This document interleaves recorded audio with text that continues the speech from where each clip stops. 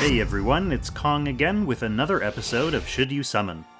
As always, I'm going to be presenting high-level overviews using these 4 criteria to help you decide whether this banner is worth your hard-earned vouchers and crystals. So this week we're going to be looking at a rate-up banner featuring Epsilon and Hilda, running from February 3rd to the 16th. As a rate-up banner, you have a 40% chance to get each on-banner character, with the remaining 20% reserved for any other hero in the regular summoning pool. First up, we have Epsilon.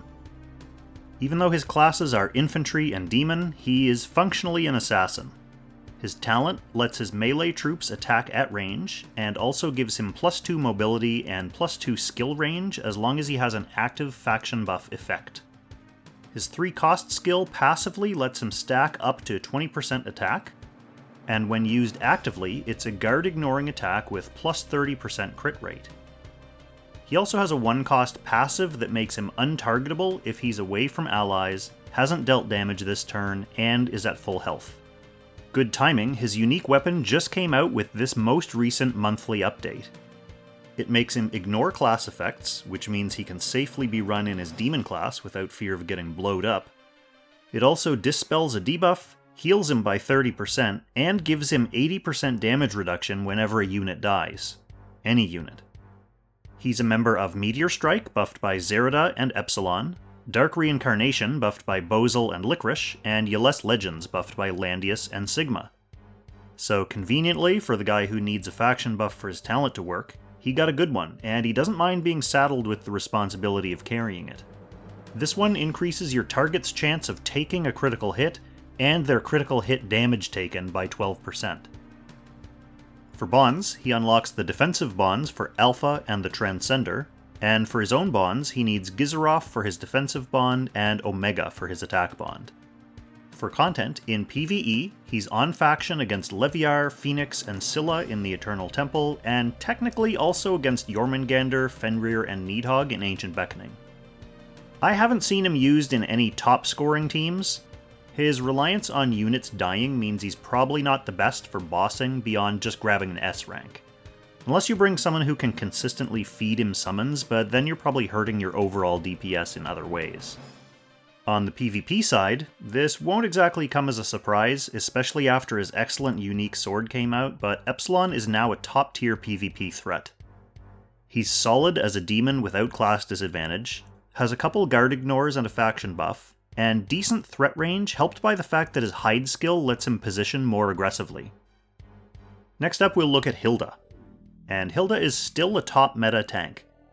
She has a complete tanking kit, once per battle revive, passive 25% damage reduction as long as she's buffed, converts a portion of her attack to defense and magic defense, denies a critical hit against an ally within 3 blocks, has immunity to mobility down, has an aura that reduces fixed damage by 35% for allies within 2 to 3 blocks, and prevents them from being displaced. And her 3-cost skill lets her choose whether she wants to be a Lancer or Cavalry for the next 3 turns. And she has a 1-cost passive that lets her counterattack physical ranged attacks. Oh, she's getting a new piece of unique armor in about 6 months that lets her ignore skill cost restrictions, kind of like Jugler, and disables the enemy's weapon effects when entering melee combat. She's a member of Langrisser Reincarnation, buffed by Ares and Hilda, Empire's Honor, buffed by Bernhardt, Leon, Lance, and Rosenseal, and Strategic Masters, buffed by Altmuller and Lanford.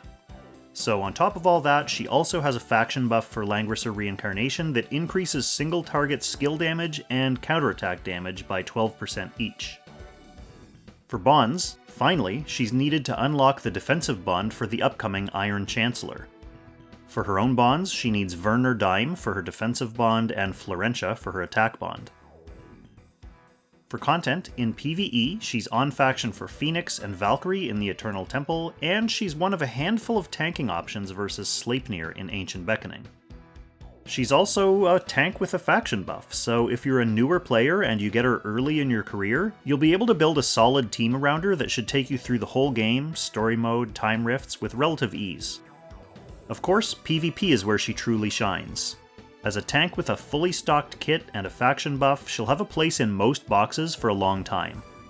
Preventing allies from being displaced comes in handy against annoying push threats, and with thorns and crystal molders, she can make long-range turret mages think twice about attacking her.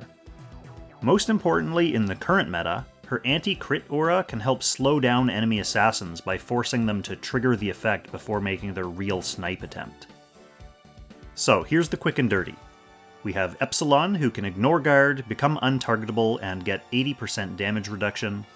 He has a faction buff for Meteor Strike, and he unlocks defensive bonds for Alpha and the Transcendent one. We have Hilda, who's a full package meta tank. She has a faction buff for Langrisser Reincarnation, and she unlocks the defensive bond for the Iron Chancellor. So that brings us to the notes for Noobs. Epsilon's new sword and upcoming new troops make him one of the current Meteor meta's dominant assassins. His buff gives you the flexibility to bring more Meteor units into your box, too. Hilda is still one of the best tanks in the game. She's virtually a must-have for PvP unless you're literally playing with no tanks, and she's a valuable contributor in PvE as well. If you plan to play PvP at all, you should summon on this banner. Even though raid-up banners like this always have the risk of giving you someone unexpected, you've got an 80% chance to get a great unit here. If you're totally dedicated to just PvE, then maybe you can wait for a Destiny banner for the character of your choice. This is definitely more of a PvP-tilted banner, but both characters are very good. Alright, finally, just my usual reminder about upcoming banners. In the coming weeks, we should have Destiny banners featuring Sage of the Trees, Wheeler and Mew, Bozel, Liana and Luna, and Vincent, Zerida, and Claret. Next month's major update will see the launch of Emperor Lovina, who's the new faction buffer for protagonists, and the Saint of the Ark. Alright, that's it for this episode. I hope you found this video and these summaries helpful enough to warrant a little thumbs up, and definitely let me know in the comments if you're planning on summoning for either of these characters. I suspect there will be more than a few new Epsilon chasers, since the only other chance to summon for him was on his pre-sword launch banner. They're both 6-star for me, so I can thankfully try to save up a bit for adding the next new units to the collection. As always, thank you so much for watching, and I'll catch you in the next Should You Summon. Extra special thanks, of course, to our Langrisser tier channel members for generously supporting the channel directly. Levitt, Derek Gunderson, William Householder, Kate Soon, Jared Portela, Eden Seal, Titan Bradicus, Shara Ilimirius, and Jerome Meyer. Thank you so much for your support, folks.